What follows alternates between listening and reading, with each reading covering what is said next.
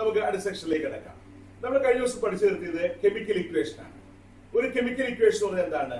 ഒരു short scientific method ആണ് by of representing a chemical reaction. ഒരു കെമിക്കൽ റിയാക്ഷനെ സൂചിപ്പിക്കുന്ന ഒരു ഷോർട്ട് സയന്റിഫിക് മെത്തേഡ് ആണ് by using symbols and formula of reactants and products. റിയാക്ടന്റെയും പ്രൊഡക്റ്റിന്റെയും സിംബലുകളും ഫോർമുലകളും ഉപയോഗിച്ച് ഒരു കെമിക്കൽ റിയാക്ഷൻ റെപ്രസെന്റ് ചെയ്യുന്ന ഷോർട്ട് ആയ മെത്തേഡ് ആണ് ഏത്? Chemical equation. ഈ കെമിക്കൽ ഇക്വേഷൻ എങ്ങനെയാണ് നമ്മൾ ബാലൻസ് ചെയ്യുന്നത് നമ്മൾ പറഞ്ഞു തരാത്. കോയിഫിഷ്യന്റുകൾ ആഡ് ചെയ്ത് നമ്മൾ അപ്പുറം ഇപ്പുറം ഈക്വൽ ആക്കി എടുക്കുന്നതിന് ബാലൻസ്ഡ് കെമിക്കൽ ഇക്വേഷൻ എന്ന് പറയും. ഈ കെമിക്കൽ ഇക്വേഷൻ ബാലൻസ് ചെയ്യുന്നത് law of conservation of mass വെച്ചാണ്. Law of conservation of mass വെച്ചാണ് കെമിക്കൽ ഇക്വേഷൻ ബാലൻസ് ചെയ്യുന്നത്. ഓക്കെ, ഇനി ഈ ബാലൻസ്ഡ് കെമിക്കൽ ഇക്വേഷൻ നമുക്ക് എന്തെല്ലാം ഇൻഫോർമേഷൻസ് ആണ് നമുക്ക് കിട്ടുന്നതാണ്. അതാണ് സിഗ്നിഫിക്കൻസ് എന്ന് പറഞ്ഞാൽ. Clear? Significance of A chemical equation which represents what informations did we get from a chemical equation. ഒരു കെമിക്കൽ ഇക്വേഷന്റെ എന്തൊക്കെ ഇൻഫർമേഷൻ ആണ് നമുക്ക് കിട്ടുക എന്നുള്ളതാണ് ഇവിടെ നമ്മൾ പറയാൻ പോകുന്നത്. ഓക്കെ, നോക്കൂ. ഈ ഇൻഫർമേഷൻ കിട്ടാൻ പോകുന്നത് എക്സാമ്പിൾ ബാലൻസ്ഡ് കെമിക്കൽ ഇക്വേഷൻ എഴുതാം നമുക്ക്. 2H2 plus O2 gives 2H2O. ഇതാണ് ഇൻഫർമേഷൻ. ഈ ഇക്വേഷനിലെ ഹൈഡ്രജൻ ഗ്യാസ് ആണ്, ഓക്സിജൻ ഗ്യാസ് ആണ്, H2O എന്താണ്? ലിക്വിഡ് ആണ്. H2O എന്താണ്? ലിക്വിഡ് ആണ്. H2O ലിക്വിഡ് ആണ് കിട്ടുന്നത്. H2O ലിക്വിഡ് ആണ് ഇവിടെ കിട്ടുക. ക്ലിയർ? ഇനി എന്തൊക്കെയാണ് ഇവിടെ നമുക്ക് ഇൻഫർമേഷൻ കിട്ടാൻ പോകുന്നത് ഞാൻ പറയാം. ഒന്നാമത് നമ്മൾ കണ്ടപ്പോൾ നമുക്ക് മനസ്സിലാവുന്ന കാര്യം, who are the reactants and products. Names, അവരുടെ നെയിംസ് കിട്ടും. ആരൊക്കെയാണ് reactant? Who are the reactants എന്ന് ചോദിച്ചാൽ അവര് ഹൈഡ്രജൻ ആൻഡ് ഓക്സിജൻ ആൻസർ പറയാം. ഹു ഈസ് ദി പ്രൊഡക്റ്റ് എന്ന് ചോദിച്ചാലോ വാട്ടർ എന്ന് പറയാം. ക്ലിയർ? അപ്പൊ ഒന്നാമത്തത് names of the reactants and products. Names of reactants and products. റിയാക്ടൻസിന്റെയും പ്രൊഡക്ട്സിന്റെയും നെയിംസ് എന്താണെന്ന് കിട്ടും. ഏത്? ഈ സിമ്പിൾ നോക്കി അല്ലെങ്കിൽ ഫോർമുല നോക്കി കഴിഞ്ഞാൽ നമുക്ക് റിയാക്ടന്റ് പ്രൊഡക്റ്റ് ആരാണെന്ന് ഐഡന്റിഫൈ ചെയ്യാൻ സാധിക്കും. ഒന്ന്. രണ്ടാമത്തെ കേസ്, ഇവരുടെ നമ്പർ ഓഫ് മോൾസ് കിട്ടും. Number of moles of the reactants and products. Example പറഞ്ഞാൽ ഇവിടെ 2 മോൾ എക്സാമ്പിൾ ആണ് പറയാൻ പോലെ 2 മോൾ ഹൈഡ്രജൻ എന്ന് കിട്ടും. 2 മോൾ ആണ് ഹൈഡ്രജൻ എന്ന് കിട്ടും. പ്ലസ് 1 മോൾ ആണ് ഓക്സിജൻ എന്ന് കിട്ടും. ഗീവ്സ് എന്ത് കിട്ടും? 2 മോൾ ആണ് വാട്ടർ എന്ന് കിട്ടും. 2 മോൾ H2O എന്ന് കിട്ടും. കണ്ടോ? ഇതാണ് നമുക്ക് കിട്ടിയ ഇൻഫർമേഷൻ. ഈ കോയിഫിഷ്യന്റ് എന്ന് പറയുന്നത് റെപ്രസെന്റ് ചെയ്യുന്ന കെമിക്കൽ ഇക്വേഷനിലെ ഓരോ കോയിഫിഷ്യന്റ് റെപ്രസെന്റ് ചെയ്യുന്നത് ഓരോ മോളിനെയാണ്. മനസ്സിലായത്? അതൊക്കെ മോൾസ് ആയിരിക്കും. അപ്പൊ 2 മോൾസ്, 1 മോൾ ആൻഡ് 2 മോൾസ്. അപ്പൊ number of moles of reactants and products കിട്ടും നമുക്ക് ഈ കെമിക്കൽ ഇക്വേഷനിൽ. 2. മൂന്നാമത്തത് നമ്പർ കിട്ടും. ഇവരുടെ നമ്പർ ഓഫ് മോളിക്യൂൾസ് കിട്ടും. നമ്പർ ഓഫ് മോളിക്യൂൾസ് കിട്ടും. റിയാക്ടന്റെയും പ്രൊഡക്റ്റിന്റെ എത്ര മോളിക്യൂൾസ് വീതം ഉണ്ടെന്ന് കിട്ടും. എക്സാമ്പിൾ പറഞ്ഞാൽ ഇത് 2 മോൾ ഹൈഡ്രജൻ അല്ലേ? അപ്പോ 2 into അവഗാഡ്രോ നമ്പർ ഹൈഡ്രജൻ എന്നതിന്റെ മീനിങ്. 1 മോൾ ഓക്സിജൻ എന്ന് പറഞ്ഞാലോ 1 into അവഗാഡ്രോ നമ്പർ എന്നാണ് മോളിക്യൂൾസ്. ഇനി 2 മോൾ വാട്ടറോ 2 into അവഗാഡ്രോ നമ്പർ വാട്ടർ ഉണ്ടാവും. കേട്ടോ? അപ്പോ നമ്പർ ഓഫ് മോളിക്യൂൾസ് കിട്ടും എന്നുള്ളതാണ് മൂന്നാമത്തെ അഡ്വാൻറ്റേജ്. നാലാമത്തത് വോളിയം അറ്റ് STP. ഇപ്പൊ ഗ്യാസുകളാണെങ്കിൽ വോളിയം ഓഫ് ഗ്യാസ് ആണ്. ഗ്യാസ് അറ്റ് എന്താണ്? STP. STPയിലുള്ള വോളിയം എത്ര എന്ന് പറയാൻ പറ്റും. ഓരോരുത്തർ STPയിൽ എത്ര വോളിയം ഉണ്ട് നമുക്ക് കണ്ടുപിടിക്കാൻ പറ്റും. കണ്ടുപിടിച്ചു. ഇത്രേ ഉള്ളൂ. 2 മോൾ ഗ്യാസ് ഹൈഡ്രജൻ ആണ് STPയിൽ. അപ്പോ 2 into 22.4 ലിറ്റർ ഉണ്ടാകും. മനസ്സിലായോ? ഇനി 1 മോൾ ഓക്സിജൻ 1 into 22.4 ലിറ്റർ ഉണ്ടാകും. കണ്ടോ? ഇതേപോലെ ആ നമ്പർ ഓഫ് കോയിഫിഷ്യന്റ് 22.4 കൊണ്ട് മൾട്ടിപ്ലൈ ചെയ്താൽ STPയിൽ വോളിയം കിട്ടും ഓഫ് ഗ്യാസസ്. STPയിൽ വോളിയം കിട്ടും. മനസ്സിലായല്ലോ? ഇനി അഞ്ചാമത്തെ കാര്യം ഇവരുടെ മാസ് ആണ്. ഓരോരുത്തരും മാസ് എത്ര വീതം ഉണ്ടാവുന്നത്? Mass of the reactants and products. റിയാക്ടന്റെയും പ്രൊഡക്റ്റിന്റെയും മാസ് കണ്ടുപിടിക്കാൻ പറ്റും. എങ്ങനെയാന്ന് പറയാം. അതേ കണ്ടോളൂ. ഇവിടെ 2 മോൾ ഹൈഡ്രജൻ അല്ലേ? അപ്പൊ 2 into 2 അതായത് 4 ഗ്രാം ആണെന്ന് കിട്ടി. കാരണം 1 മോൾ ഹൈഡ്രജൻ 2 ഗ്രാം ആണ്. അവിടെ 2 മോൾസ് ഉണ്ടെങ്കിൽ 2 into 2 4 ഗ്രാം എന്ന് എഴുതാം. അതുപോലെ ഓക്സിജൻ 1 മോൾ ആണ്. 1 into 1 മോൾ ഓക്സിജന്റെ വെയിറ്റ് എത്രയാ? 32 ഗ്രാം ആണ്. 1 into 32 ഗ്രാം. കണ്ടാ? അതുപോലെ വാട്ടർ ഒരു വാട്ടർ 18 ഗ്രാം ആണ്. അപ്പൊ 1 ഇൻറ്റു ഇവിടെ 1 അല്ല 2 ഇൻറ്റു 18 ഗ്രാംസ് ഉണ്ടാവും ആര് വാട്ടർ. കണ്ടോ, അത് 36 ഗ്രാംസ് ഉണ്ടാവും വാട്ടർ എന്ന് കിട്ടി. അപ്പൊ ഓരോരുത്തരുടെയും നമ്പർ കിട്ടും, ഓരോരുത്തരുടെയും എന്താണ് നെയിംസ് കിട്ടും, പേര് കിട്ടും, പിന്നെ എന്താ നമ്പർ ഓഫ് മോൾസ് എത്രയാണെന്ന് കിട്ടും, പിന്നെ ഏതാ നമ്പർ ഓഫ് മോളിക്യൂൾസ് കിട്ടും, then volume of gas at STP കിട്ടും, പിന്നെ എന്നാ mass of the reactions and products കിട്ടും. കണ്ടാ, ഇത്രയും അഡ്വാൻറ്റേജസ് ഉണ്ട്. അപ്പോ ഓരോന്നും പഠിച്ചിരിക്കുക. എന്തൊക്കെയാണ് ഒരു കെമിക്കൽ ഇക്വേഷനിൽ കിട്ടുന്ന സിഗ്നിഫിക്കൻസ് അല്ലെങ്കിൽ ഇൻഫർമേഷൻസ് എന്നുള്ളത്. എങ്ങനെയാണ്, ഒന്ന് ആരൊക്കെയാണ് റിയാക്ടന്റ്, രണ്ട് എത്ര മോൾ ഉണ്ട്, എത്ര മോളിക്യൂൾ ഉണ്ട്, എത്ര വോളിയം ഉണ്ട് STPയില് ഗ്യാസ് ആണെങ്കിൽ, അടുത്ത് എത്ര ഗ്രാം ഉണ്ട്. ഇതൊക്കെ നമുക്ക് എന്ത് ചെയ്യാൻ പറ്റും, നമുക്ക് ഈ കെമിക്കൽ ഇക്വേഷന് കണ്ടുപിടിക്കാൻ പറ്റും. ഇതാണ് കെമിക്കൽ ഇക്വേഷന്റെ സിഗ്നിഫിക്കൻസ്. മനസ്സിലായല്ലോ? ഓക്കെ അല്ലേ? നമുക്ക് അടുത്തേക്ക് പോകാൻ പാടില്ലേ? നോക്കാം നമുക്ക്. അടുത്തത് ലിമിറ്റിംഗ് റിയേജന്റ് ആണ്. അടുത്ത ടൈം ഏതാണ്? Limiting reagents. ഓക്കെ, അടുത്ത ടൈം ആരാണ്? Limiting reagents. ലിമിറ്റിംഗ് റിയേജന്റ് ആണ്. Limiting reagents. നോക്കൂ, അടുത്തത് ലിമിറ്റിംഗ് റിയേജന്റ് ആണ്. എന്താണ് ലിമിറ്റിംഗ് റിയേജന്റ്? റിയേജന്റ് എന്ന് പറഞ്ഞാൽ റിയാക്ടന്റ് എന്ന് പറഞ്ഞാൽ ഒന്ന് തന്നെയാണ്. എന്താണ് ലിമിറ്റിംഗ് റിയേജന്റ് എന്ന് പറഞ്ഞു കഴിഞ്ഞാൽ? സിമ്പിൾ. ലിമിറ്റിംഗ് റിയേജന്റ് എന്ന് പറഞ്ഞാൽ ഒരു റിയാക്ഷൻ നടക്കാണ്. ക്ലിയർ? ഒരു റിയാക്ഷൻ നടക്കാണ്. ആരൊക്കെ?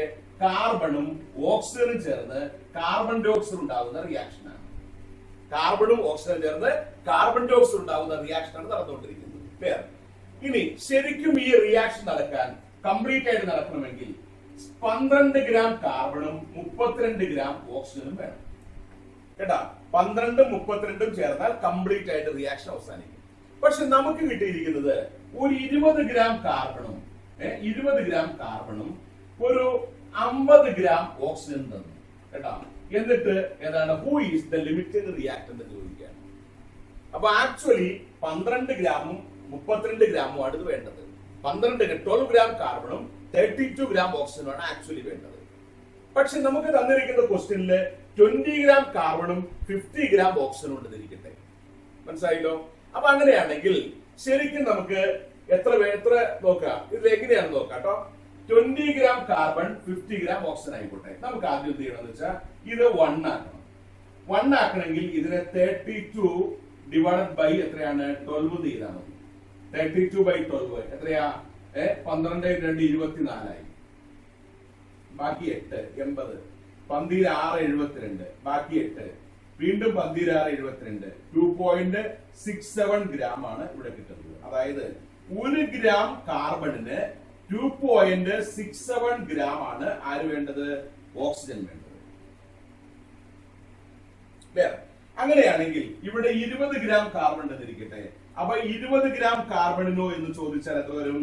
2.67 ഇൻറ്റു 20 എന്ന് കൊടുക്കണം. അങ്ങനെ കൊടുത്തു കഴിയുമ്പോൾ എത്ര കിട്ടും നോക്കാം. 2.67 26.7 ഇൻറ്റു 2 എന്ന് എഴുതാം. ഈക്വൽ ടു 27 14 2 1 12 12 13 2 4 4 1 5 53.4 ഗ്രാം വേണം ആര്? ഓക്സിജൻ. അപ്പൊ 20 ഗ്രാം കാർബൺ പൂർണ്ണമായിട്ട് റിയാക്ട് ചെയ്യാൻ 53.4 ഗ്രാം ആര് വേണം? ഓക്സിജൻ വേണം. അപ്പൊ ഈ റിയാക്ഷൻ പ്രൊസീഡ് ചെയ്യുമ്പോൾ ഇത് 20 ഗ്രാം എത്രയ്ക്ക് മുമ്പ് തന്നെ ഓക്സിജൻ തീർന്നു പോകും. കാരണം ഓക്സിജൻ ആകെ എത്ര ഉള്ളൂ? 50 ഗ്രാമേ ഉള്ളൂ. ഓക്സിജൻ ആകെ എത്ര ഉള്ളൂ?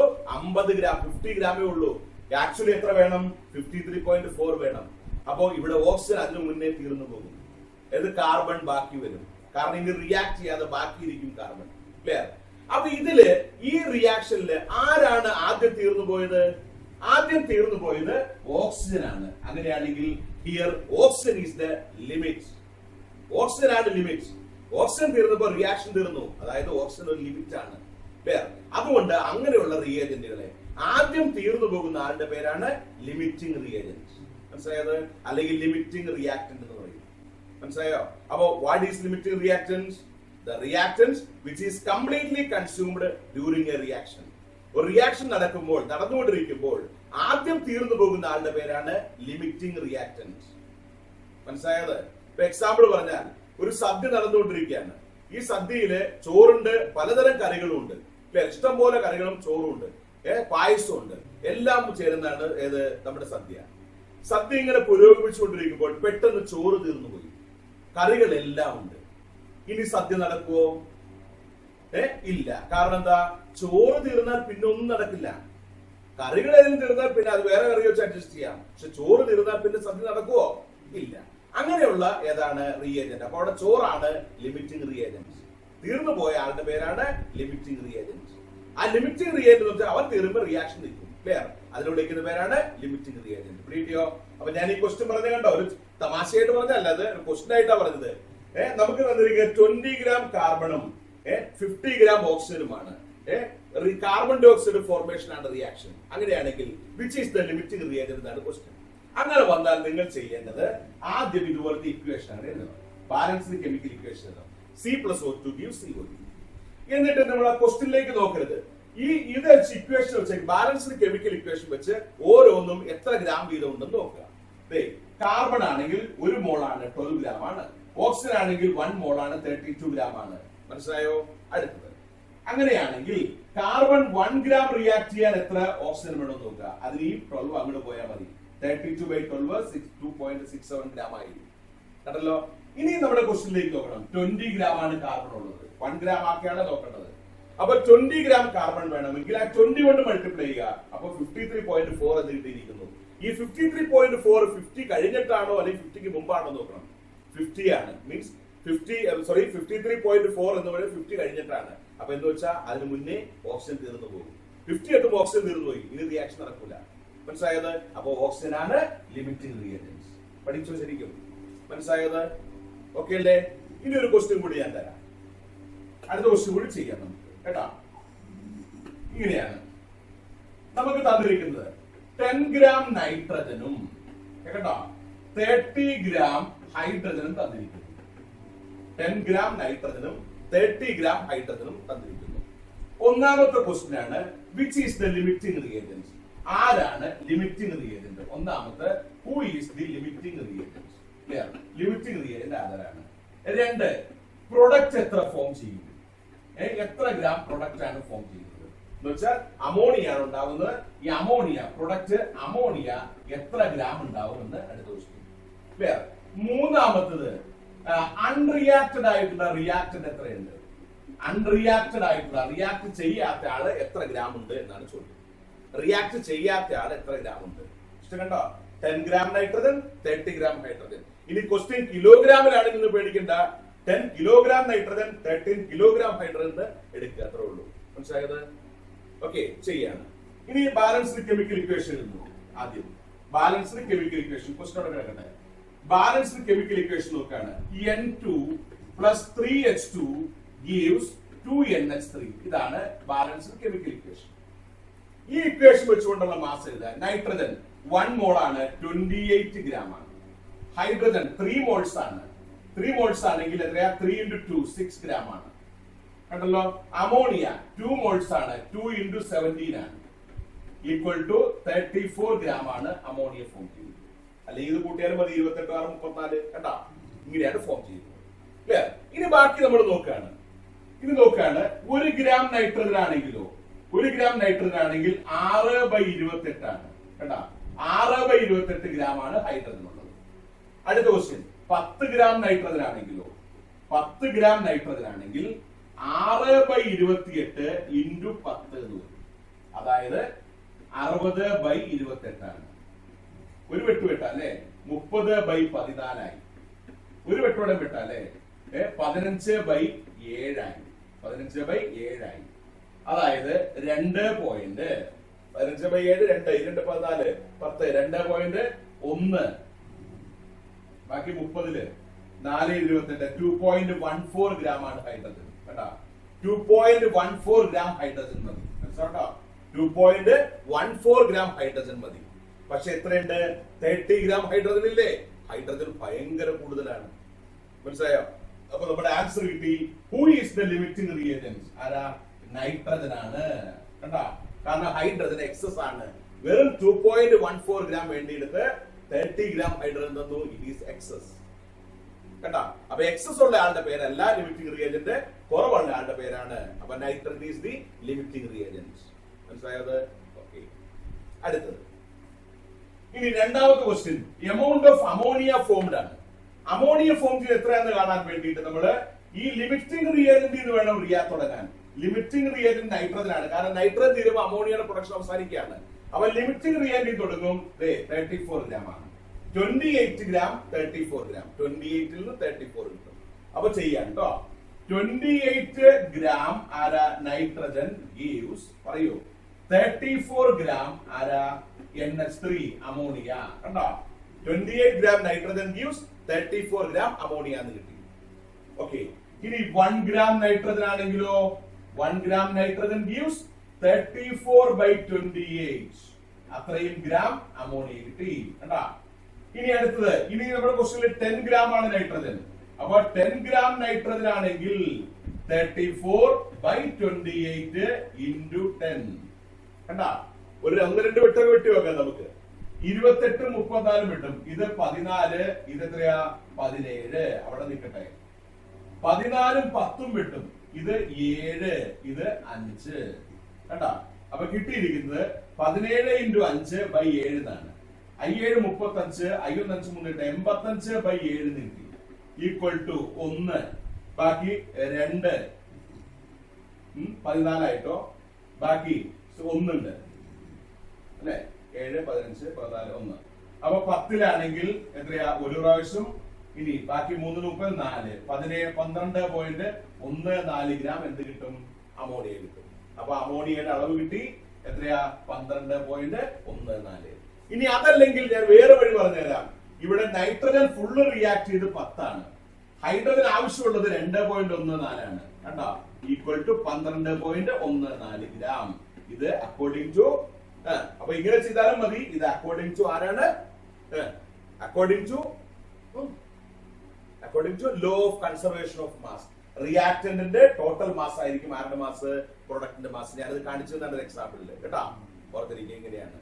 ഇനി എമൗണ്ട് ഓഫ് അൺറിയാക്റ്റഡ് റിയാക്റ്റന്റ് ആരാ എത്രയാണ് നോക്കാം. അൺറിയാക്റ്റഡ് ആണ്, ഹൈഡ്രജൻ ആണ്, 30 ഗ്രാം ഉണ്ട്. അപ്പോ അൺറിയാക്റ്റഡ് ഹൈഡ്രജൻ കേട്ടോ, ഹൈഡ്രജന്റെ അൺറിയാക്റ്റഡ് is equal to, unreacted hydrogen is equal to 30 minus 2.14. കണ്ടുപിടിച്ചോളണം. 30 minus 2.14 ആണ് 2.14.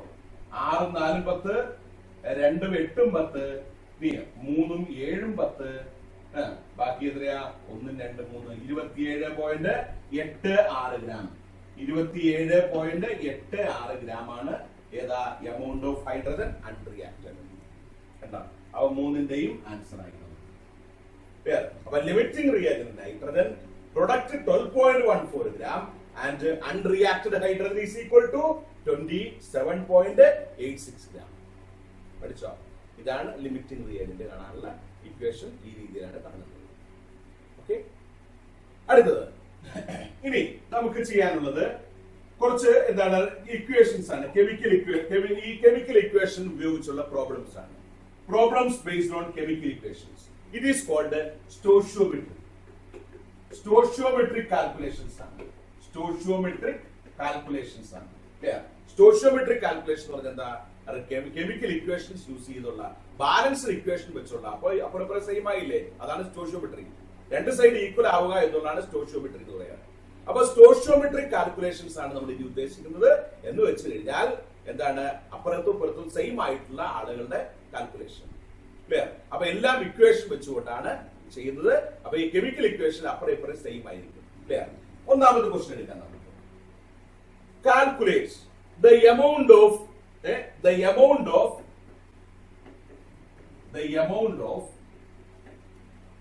CaCO3. Amount of CaCO3 അപ്പൊ എത്ര ഗ്രാം ആണെന്നാണ്. CaCO3 required to produce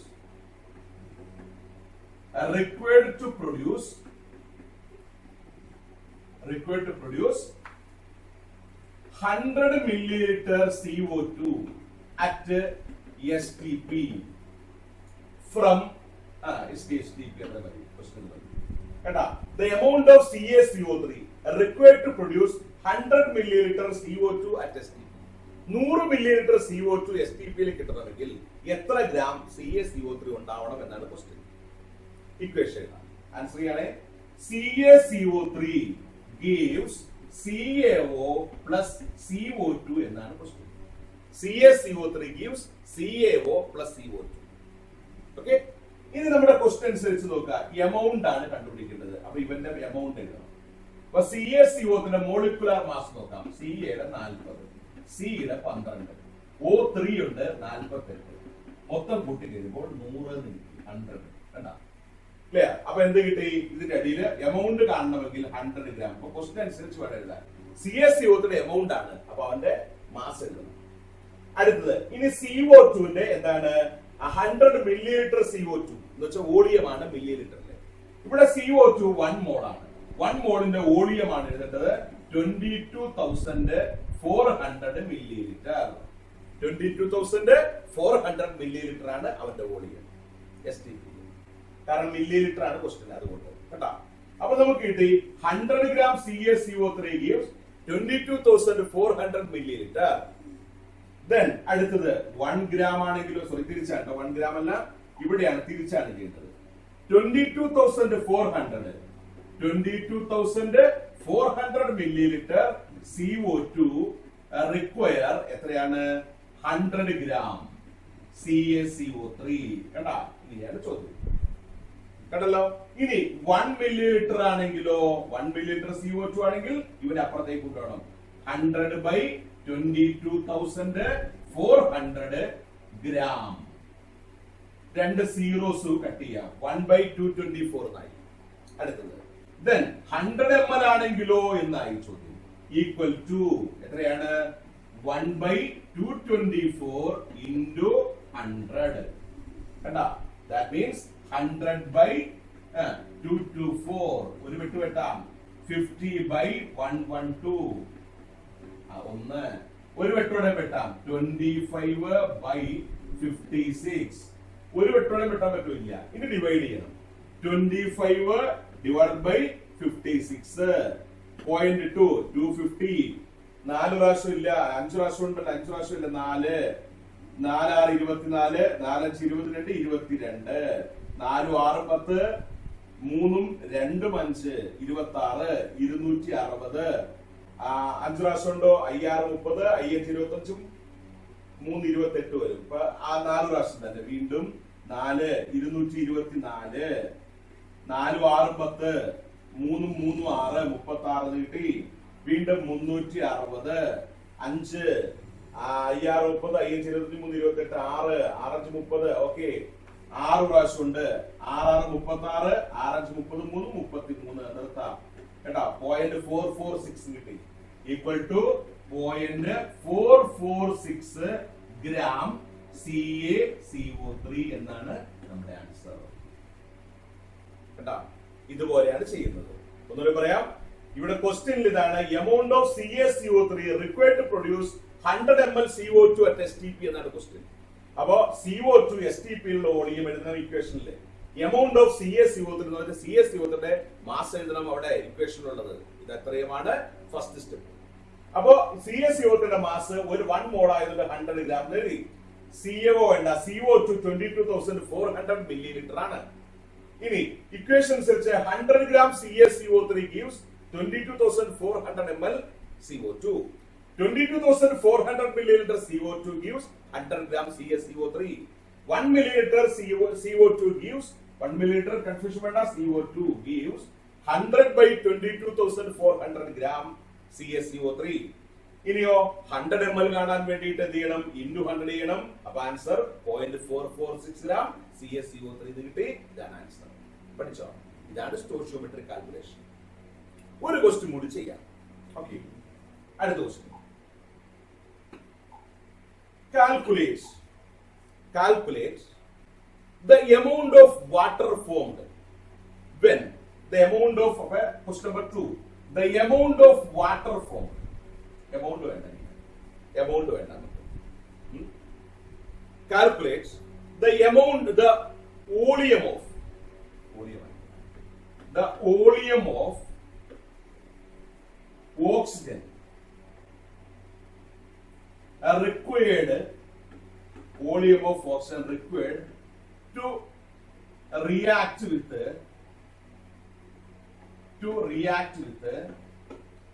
10 gram hydrogen to give water. Water form ചെയ്യാണ്. എത്ര